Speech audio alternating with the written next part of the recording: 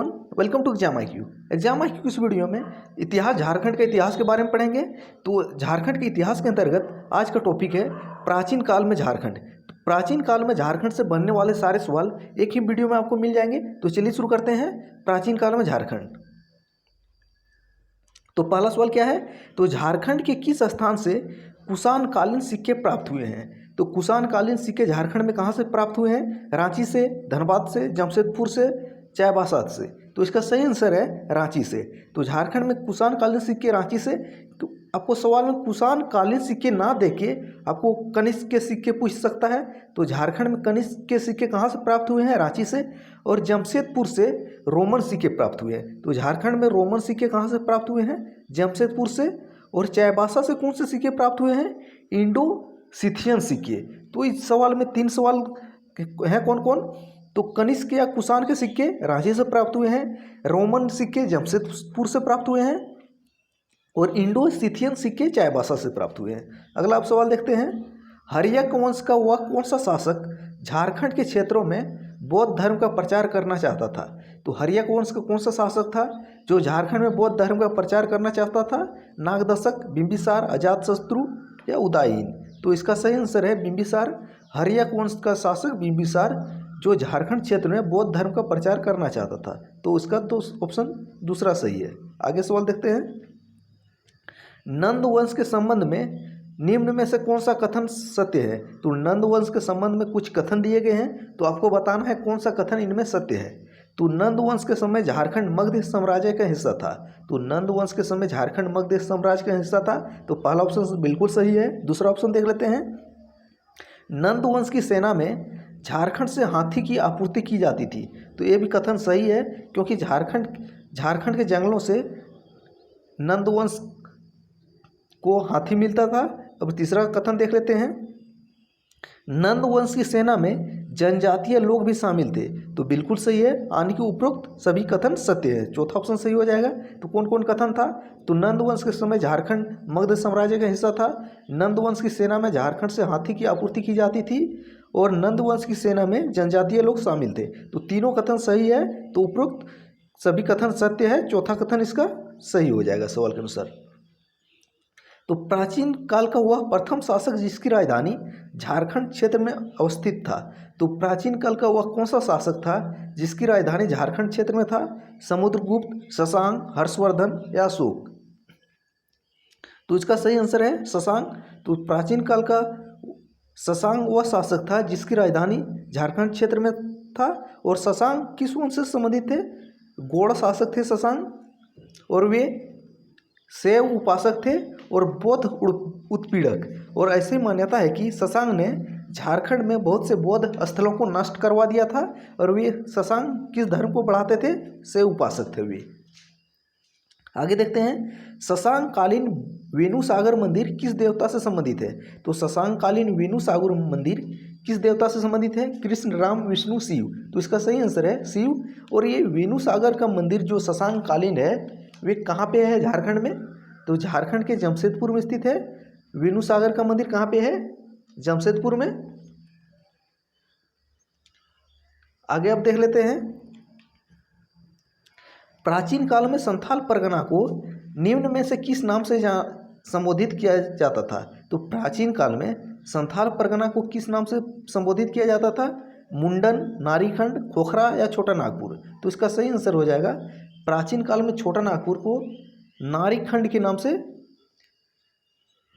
संबोधित किया जाता था। तो नारीखंड। तो नारीखंड किसका प्राचीन नाम है? संथाल परगना का।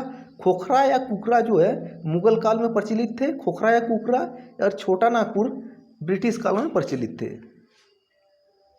आपको यहाँ कमेंट करके बताना है मुंडन जो है झारखंड में, मुंडन शब्द का उपयोग झारखंड में किस में किया गया है?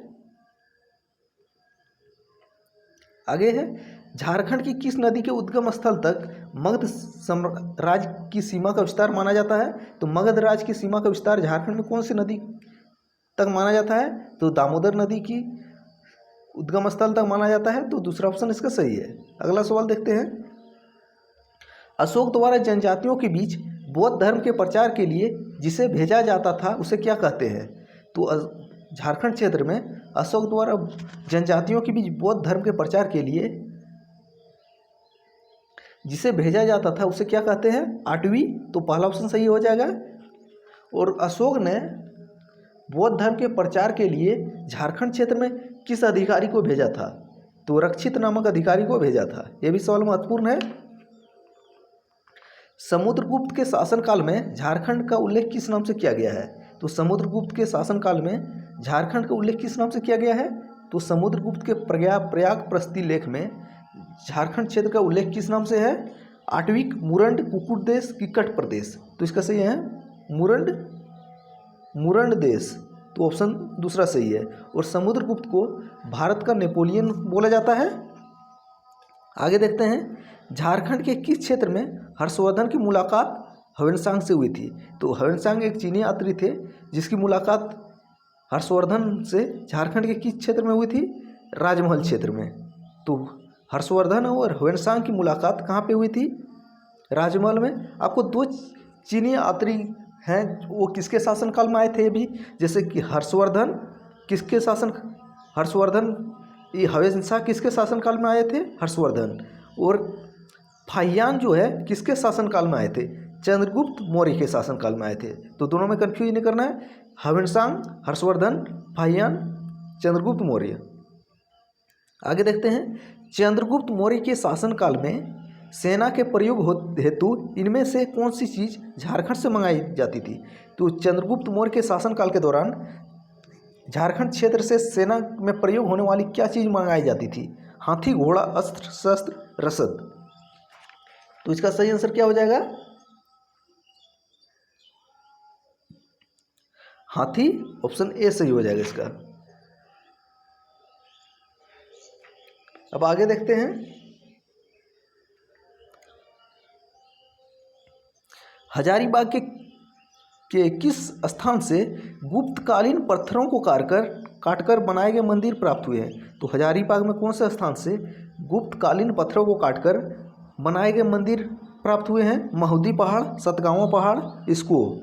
तो इसका सही आंसर हो जाएगा महुदी पहाड़। तो यह एक और इनडायरेक्ट रूप से सवाल बनता है। तो महुदी पहाड़ झारखंड में कहाँ स्थित है? हजारीबाग जिले में। वहाँ से गुप्तकालीन पत्थरों को काटकर बनाए गए मंदिर प्राप्त हुए हैं।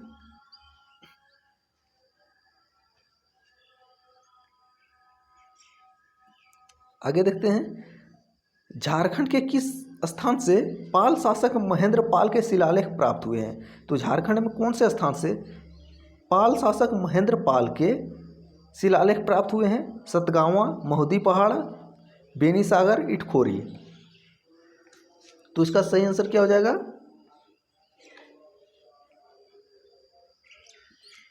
इटखोरी।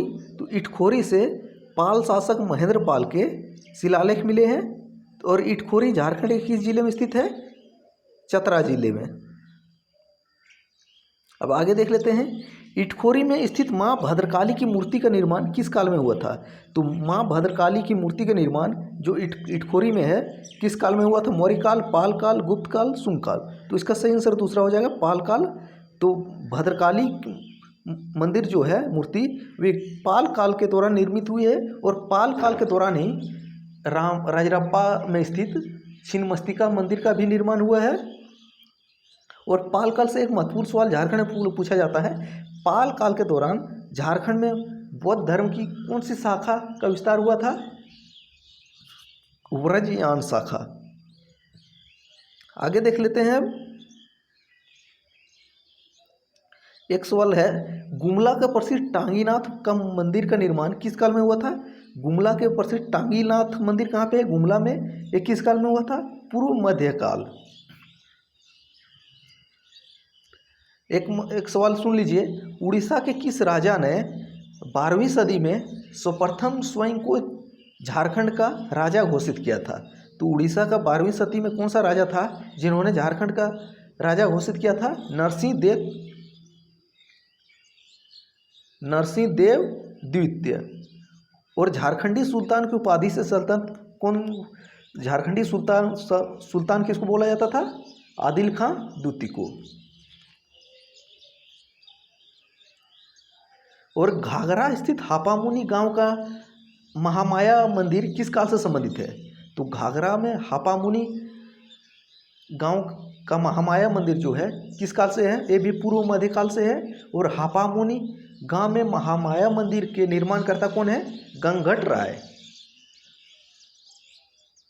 तो ये थे झारखंड के प्राचीन इतिहास से बनने वाले कुछ महत्वपूर्ण सवाल। और आगे के वीडियो में अगला टॉपिक से देखेंगे। तब तक पुराने टॉपिक देखते रहिए। Thanks for watching. मिलते हैं अगले वीडियो में।